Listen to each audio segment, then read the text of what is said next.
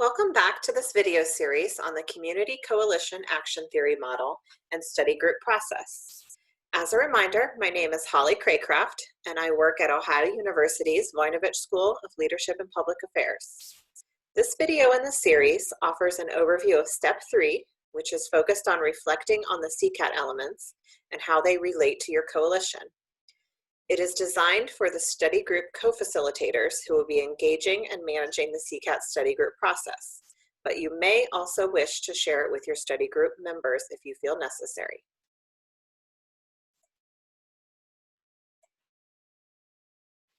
Our first objective for today will be to briefly provide an overview of Step 3 and the activities you and your study group will engage in.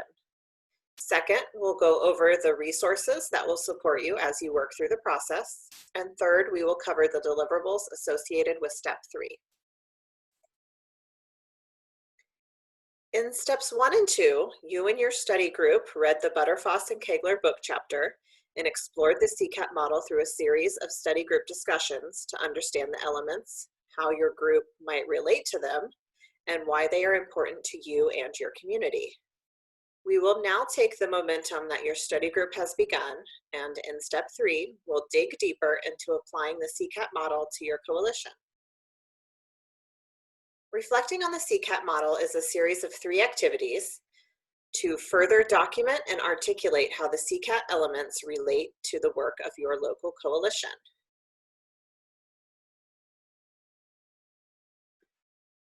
You may be wondering, as you're looking at this process, why you're seeing a 3-page narrative and a 1.5-page narrative.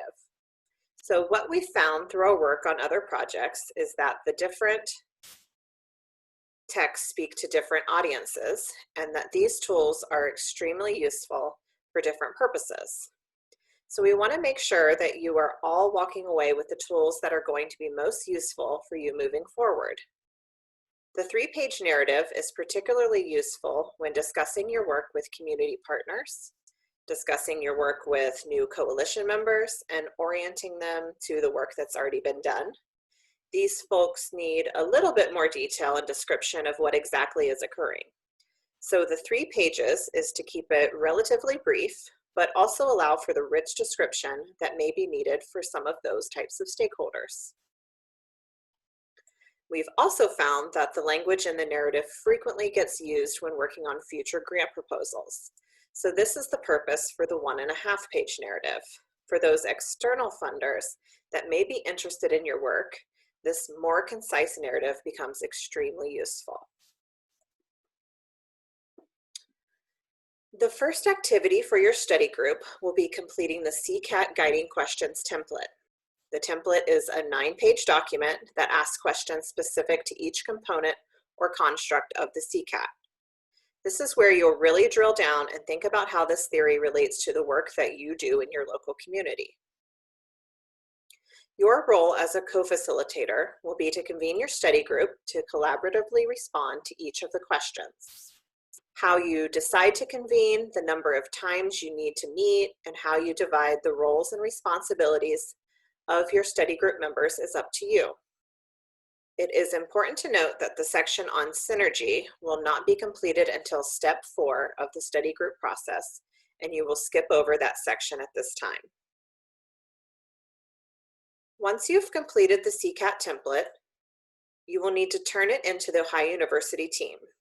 We are suggesting a due date of July 17th, but your group may find that you need to adjust based on the members' availability. We will then provide feedback within 1 week or 5 business days of receiving your document. You must pause before moving into drafting the longer narrative until you have received and incorporated feedback from the OU team.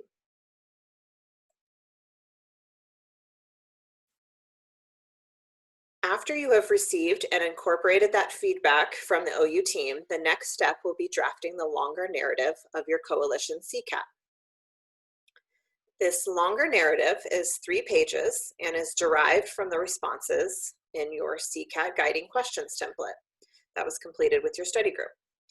The task here is thinking through what the most important information is to present from each of the components.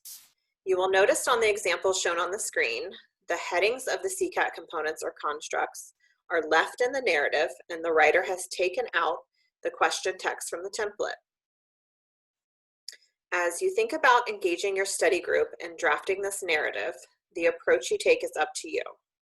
We are recommending, however, that the co-facilitators take the first step in drafting the narrative and then utilize your study group members to edit and provide feedback on that narrative. Depending on the capacity of your group, you may decide to divide and conquer and split the constructs up between members to review and narrow them down to the most important information. Or maybe study group members will have time to review the full 3-page narrative. Ultimately, there is no right or wrong answer, and this starts getting into aspects of a writing process, and everybody approaches writing differently. No matter what you decide, it is key to have clear communication and expectations of roles for all of the members of your study group. Once you have a draft 3-page narrative that incorporates the feedback from your study group members, it is time to once again submit this deliverable to the OU team and receive feedback. Again, you must pause before moving into drafting the shorter narrative until you've received and incorporated that feedback from the OU team into your 3-page narrative.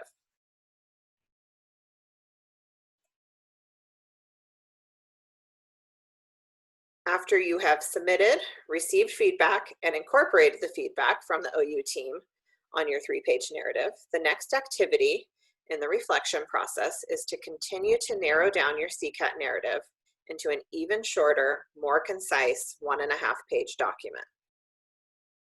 This is your opportunity to tailor your responses to the essential information that would be important to share with an external audience that is seeking a snapshot of your coalition, such as potential funders.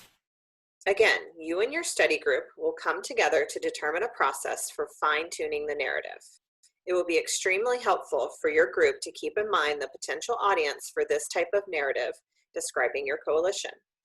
When you are editing down the constructs, what information would be crucial for stakeholders, potential funders, or individuals that don't have as much time or interest to read a 3-page narrative?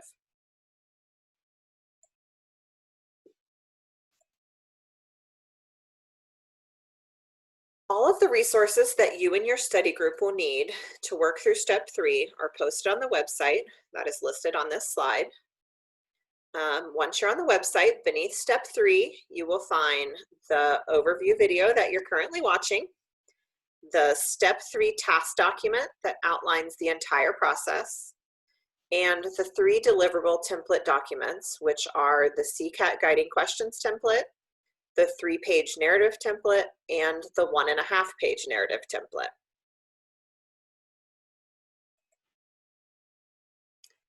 This concludes the overview for step 3.